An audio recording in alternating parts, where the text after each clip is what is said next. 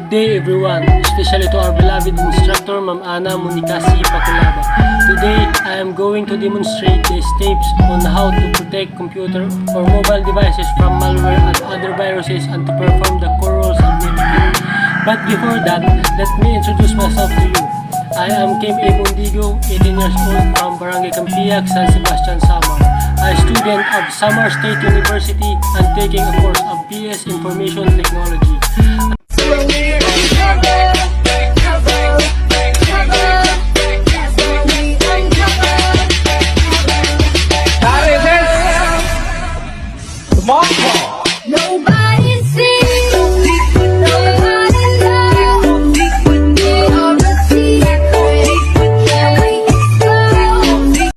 Now, I will present first the core rules of etiquette.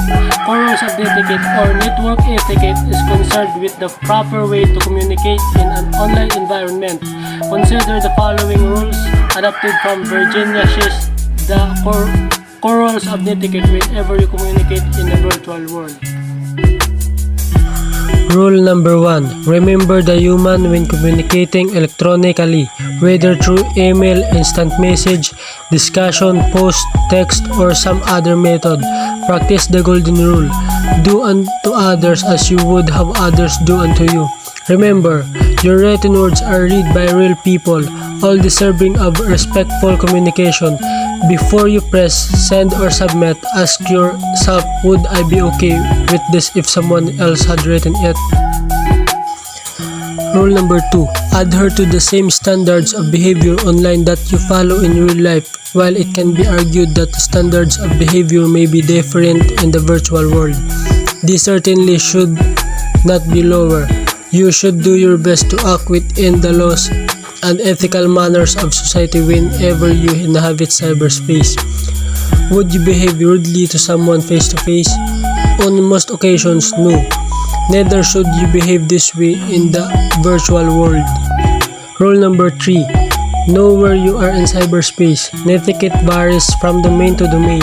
She, 1994, depending on where you are in the virtual world.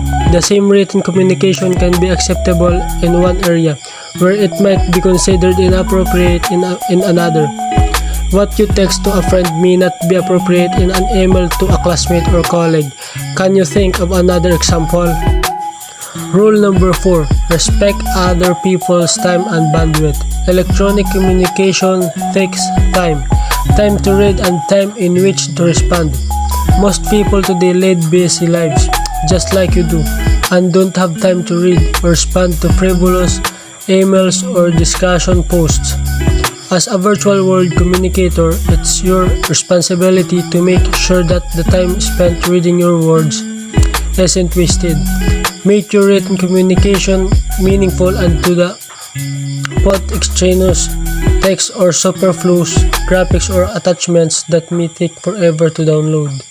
And that's all for the core rules of etiquette. Now I will give some information about malware, and after that I will demonstrate to you the steps on how to protect mobile devices from viruses. What is malware? Malware, or malicious software, is an umbrella term that describes any malicious program or code that is harmful to systems. Hostile, intrusive, and intentionally nasty, malware seeks to invade, damage, or disable computers, computer systems, networks, tablets, and mobile devices, often by taking partial control over a device's operations. Malware also has different types. Types of mobile viruses. The most common mobile viruses are adware, ransomware, spyware, Trojan horses, and worms. Adware. While some pop-ups are an expected part of marketing promotions, an influx can be a sign of adware. At best, it's an irritation. At its worst, it can track activities and route your device to steal data. Ransomware. First appearing on desktop computers, ransomware encrypts personal information so the user can't access it. A ransom is then demanded for files to be released. Spyware. Spyware is often attached to seemingly legitimate applications. It then loads itself onto your device and tracks your activity, location, usernames, and passwords. Oftentimes, you won't notice. This dangerous software is loaded on your phone. Trojan horse. A Trojan horse on your cell phone will typically appear as a text message. From there, they'll send messages. At a premium, often increasing your phone bill. Most recently, a banking Trojan infiltrated Android devices and intercepted messages about personal financial information. Worm. Another virus spread by texts. A worm doesn't need user interaction to wreak havoc. Its main goal is to spread to as many devices as possible so hackers can load malware to your phone and steal data. Now, I will show the steps on how to protect mobile devices from viruses. Step 1. Clear the cache. Select apps and notifications. Next, find Chrome. Go to its storage and select Clear Cache. Step 2. Boot the device in safe mode. Press and hold the power button. When the dialog box appears, choose Reboot to safe mode. Step 3. Find the suspicious app. Open Settings. Select Apps. Manually review applications installed to find any suspicious downloads. Once identified, open the app information and uninstall.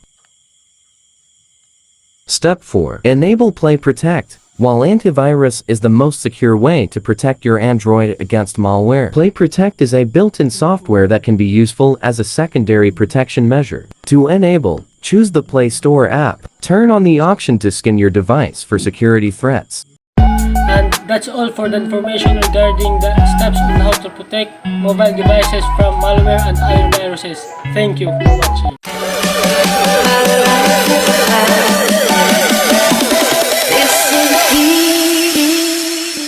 So it's not so